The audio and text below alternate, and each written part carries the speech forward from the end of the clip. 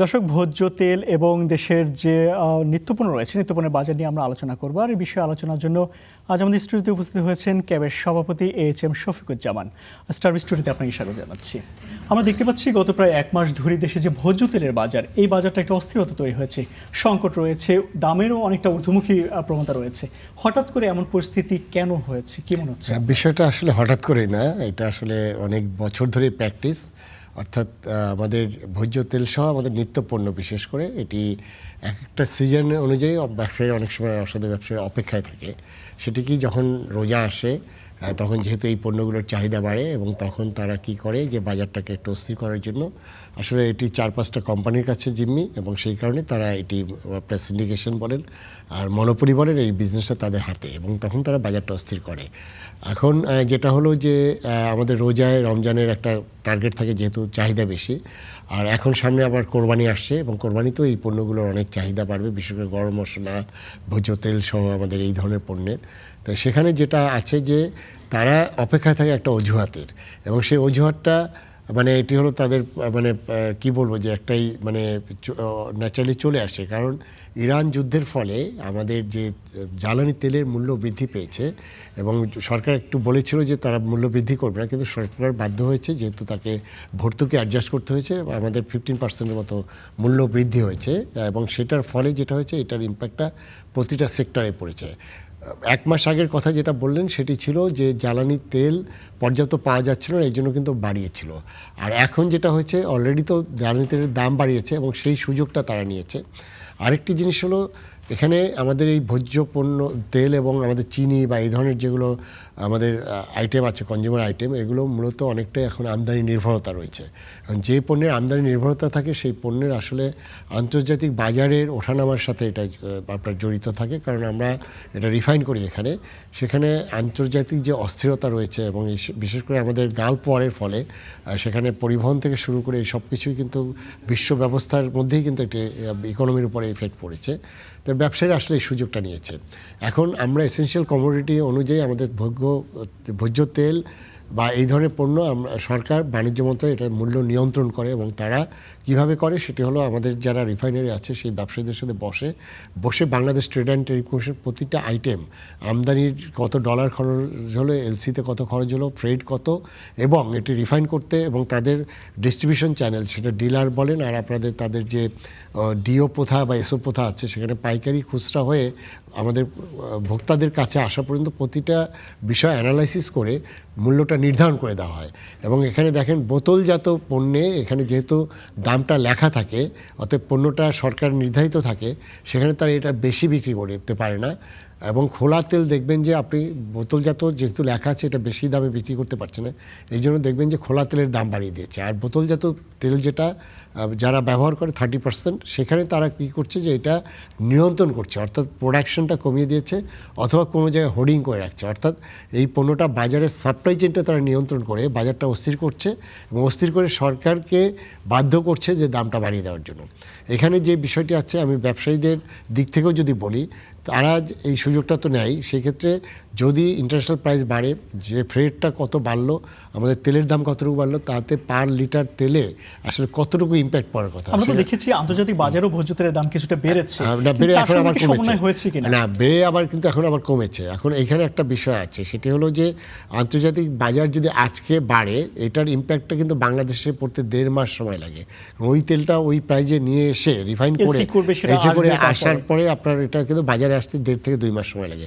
প্রবলেমটা হচ্ছে যখন আন্তর্জাতিক বাজার বেড়ে যায় তারা কিন্তু সাথে সাথে দাম বাড়ায়, আবার আন্তর্জাতিক বাজার যখন কমেও যায়, একটা সময় ছিল কিন্তু এটি $1,600 পর্যন্ত সয়াবিন ছিল, এবং সেটা কিন্তু পড়ে আপনার $1,000 কাছে আসছে। কিন্তু যখন দামটা পড়ে যায় তখন আপনার দাম কমানোর প্রশ্ন যখন আসে তখন তাদের পুরানো স্টক আর ফুর হয় না। এটা আসলে ব্যবসায়ীদের কাটবে, এবং এটার জন্যই সরকার আছে। দাম বাড়ানোর সময় যখন সরকার সেখানে হস্তক্ষেপ করে, বাণিজ্য মন্ত্রণালয় থেকে আপনি বলছিলেন যে একটা কমিটির মাধ্যমে এটা তারা একটা দাম নির্ধারণ করে থাকে, দাম কমানোর ক্ষেত্রে এই ধরনের পদক্ষেপ সরকার কেন নিচ্ছে না? দাম কমানোর সময় সরকার কিন্তু পিরিয়ডিক্যালি দাম কমায়। আমার মনে আছে আমি যখন বাণিজ্য মন্ত্রণালয়ে কাজ করতাম আমি দীর্ঘদিন তো কাজ আপনি করছি দীর্ঘদিন ওখানে এবং সচিবের আমি দায়িত্বে ভোক্তার ছিলেন। ডিজি ছিলাম এবং সেখানে আমার মনে আছে যে 2023 সালে কোভিডের পরে এটি বাড়তে বাড়তে আমরা 205 টাকা পর্যন্ত ছিল এবং এটা কমিয়ে কিন্তু পরে আবার 160 টাকা পর্যন্ত করা হয়েছিল, এখন আবার এটি 193 টাকা বা এরকম কাছাকাছি। তাই যখন দাম কমানো হয় তখন কিন্তু এটি বাজারে ইম্প্যাক্ট পড়তে কিন্তু আপনার 1 মাস সময় লেগে যায়, অর্থাৎ তারা বলে যে আমাদের পুরানো স্টক ফুরায়নি, কিন্তু যখন দাম বাড়ানো আজকে রাতে যদি ডিক্লেয়ার হয় আপনি কালকে সকালেই আপনি দেখবেন যে দাম বাড়ানোর পণ্য কিন্তু বাজারে চলে আসছে। এটি এক ধরনের আমি বলবো যে ব্যবসায়ীদের যে কারচুপি বা এই বিষয়টা থাকে। আরেকটা হলো যে হ্যাঁ, ব্যবসা তারা করবে এবং আমাদের রিফাইনারিগুলো আসলে যেভাবেই হোক বড় বড় রিফাইনারি কিন্তু এইগুলো সাপ্লাইটা দিচ্ছে এবং তাদের মার্কেট শেয়ার কিন্তু অনেকে 30% 40% পর্যন্ত, অর্থাৎ আমার 5,000 টন প্রতিদিন চিনি লাগে, 6,000 টন তেল লাগে, তার মধ্যে দেখা গেলো একটা কোম্পানি হয়তো 2,000 টন বাজারে সাপ্লাই দিচ্ছে। এখন এখানে যেটা হচ্ছে যে অনেক সময় আমিও যখন ছিলাম দায়িত্বে যে কঠোর হওয়া যায় কিন্তু অনেক সময় কঠোর হওয়া যায় না। আলোচনা এর আগে আপনি যেমনটা বলছিলেন যে এখানে তো আসলে একটি যখন দাম বাড়ানো হয় তখন তারা যত দ্রুত দাম বাড়ায়, দাম কমানোর ক্ষেত্রে আসলে সেই তাদের তখন সেই দ্রুত কার্যক্রমটা থাকে না। এখানে কি আসলে কোনো সিন্ডিকেট কাজ করছে কিংবা এই বিষয়টা নিয়ন্ত্রণে সরকার কেন বারবার ব্যর্থ হয়? আচ্ছা, প্রথমে আমরা যেটা দেখছিলাম লাইভ, আমাদের নিউক্লিয়ার পাওয়ার প্ল্যান্টে আজকে ইউরেনিয়াম লোড করা হচ্ছে এবং আমরা বাংলাদেশ গর্বিত জাতি এখন যে আমরা নিউক্লিয়ার এনার্জির যুগে আমরা পদার্পণ করলাম, এটি আমাদের একটা সুখবর। আচ্ছা, আপনি যে কথাটা বলছেন যে সিন্ডিকেশন, আসলে সিন্ডিকেট এটা তো আসলে দেখা যায় না মূলত।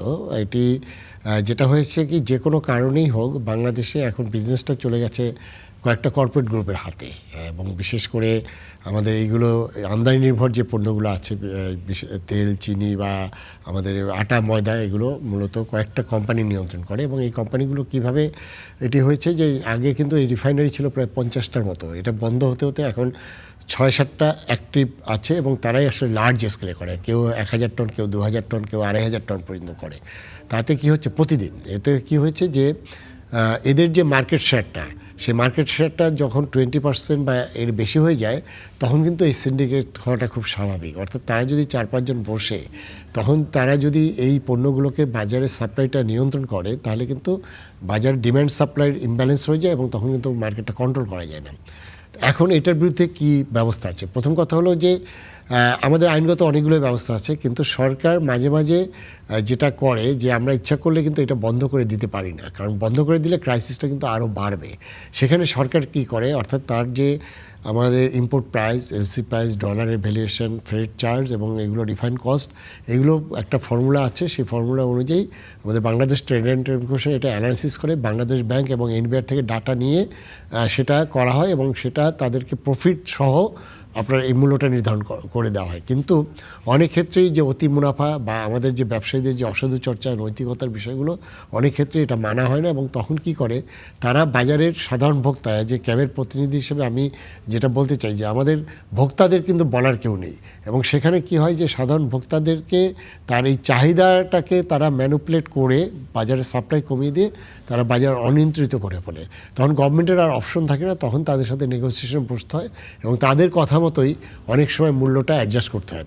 এখন যে বিষয়টি এটির বিরুদ্ধে আর কি ব্যবস্থা আছে, এটা হলো যে সরকারের উচিত যে মনিটরিংটা কিন্তু একদম নেই, অর্থাৎ যে বাজারে ইভেন মিল থেকে যেটা বেরোচ্ছে সেটাও কিন্তু যখন দেখা যাচ্ছে যে দাম বাড়বে তখন দুটো দিকে কাজ করে। একটা হলো যে ভোক্তাদের স্বাভাবিকভাবেই তাদের মধ্যে প্যানিক বাইয়ের একটা যে দাম বেড়ে যাবে, তারা কি করে একই সাথে বাজারে যায় এবং একই সাথে বাজারে গেলে হয় কি যে বাজারের সাপ্লাইটা কলাপস করে। এটা তো কোনো সব ধরনের নিত্যপণ্যের দাম সব ধরনের নিত্যপণ্য, যেমন এখন যেমন তেলের ক্ষেত্রে আপনার যেটা হয়েছে, এটা যেমন একটা আর্টিফিশিয়াল ক্রাইসিস তৈরি হয় এবং সেটি ব্যবসায়ীদের জন্য আরও সুবিধা হয়, অর্থাৎ তখন দামটা অটোমেটিক বেড়ে যায় বাজারের স্বাভাবিক নিয়মে। আর একটা হয় কি যে তারা কি করে সাপ্লাইটা কমিয়ে দিয়ে যখন করে, এখন এইটা মনিটরিংটা কি মিল গেট থেকে আপনার কোন জায়গায় গেল এটি কিন্তু খুব সহজে মনিটরিং করা যায় এবং এটার জন্য আমি ভোক্তার ডিজি থাকা অবস্থায় একটা অ্যাপস তৈরি করেছিলাম, সেটা সাপ্লাই চেইন ম্যানেজমেন্ট সিস্টেম।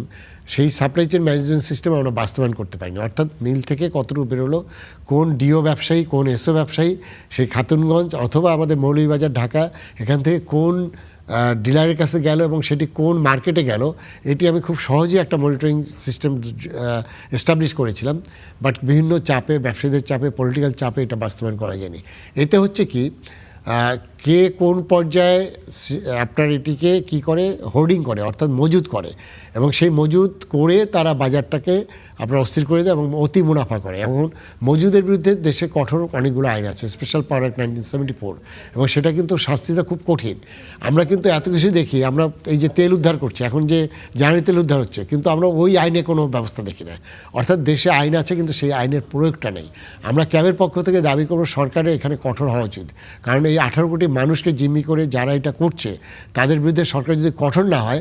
এবং আপনারা দেখেছেন যে আমাদের যে জুলাইয়ের যে আন্দোলন হলো আগস্টে, এবং সেখানে কিন্তু দ্রব্যমূল্য একটি কিন্তু বড় অনুষঙ্গ ছিল, এবং সেই 15 বছরের রিজিমে দ্রব্যমূল্য যেহেতু কন্ট্রোলের বাইরে ছিল, এটার জন্য প্রতিটা মানুষ কিন্তু সংক্ষুব্ধ ছিল। আমি আশা করব নতুন সরকার আসছে, তাদের এই বিষয়টা খুব সিরিয়াসলি হ্যান্ডেল করা উচিত, এবং পাশাপাশি মনিটরিংয়ের পাশাপাশি প্রত্যেকটা জায়গায় ট্রান্সপারেন্সি, যেটা হলো যে তারা আসলে এলসিতে কত দরে এনেছে, আবার সেই জাহাজটা বঙ্গোপসাগরে ভাসছে কিনা, অর্থাৎ জাহাজে আপনার পণ্যটা খালাস না করে তারা বাজারটাকে আরও আর্টিফিশিয়ালি একটা ক্রাইসিস তৈরি করছে কিনা, এই প্রত্যেকটা জিনিস ধাপে এটা, কারণ সাপ্লাই চেনটা খুব ইম্পর্টেন্ট। কারণ এখানে আসলে বড় ব্যবসায়ীদের পক্ষে এই ব্যবসা করা এখন সম্ভব, কারণ আপনি ছোট ছোট রিফাইনারি টিকে থাকতে পারবেন এই মার্কেটে, কারণ আমাদের কর্পোরেট কালচার হয়ে গেছে। এবং সেখানে যেটা হয় যে একটা জাহাজে তারা 1 লক্ষ টন পর্যন্ত নিয়ে আসে। তাদের এলসি খোলার জন্য আপনার একটা এলসি খুলতে তাদের $50 মিলিয়ন খরচ হয়, এটি তো সবাই অ্যাফোর্ড করতে পারবে না। সেই জায়গায় যারা করছে রিফাইনারি, যারা বড় বড় ব্যবসায়ীটা নিয়ন্ত্রণ করে, তাদেরকে আমরা কঠিন মনিটরিংয়ের মধ্যে আনাটাই এখন সরকারের দায়িত্ব বলে মনে করছি। আপনাকে অসংখ্য ধন্যবাদ আমাদের সঙ্গে এসে আলোচনায় যুক্ত হওয়ার জন্য। আপনাকে ধন্যবাদ, এবং স্টার নিউজের সবাইকে আমি ধন্যবাদ জানাচ্ছি যারা এই দর্শকরা দেখেছেন। দর্শক, আমরা কথা বলছিলাম দেশের ভোজ্য তেল ও দেশের দ্রব্যমূল্য বিষয় নিয়ে। এর বিষয়ে কথা বলতে আমাদের সঙ্গে স্টুডিওতে উপস্থিত হয়েছেন ক্যাবের সভাপতি এইচএম শফিকুজ্জামান।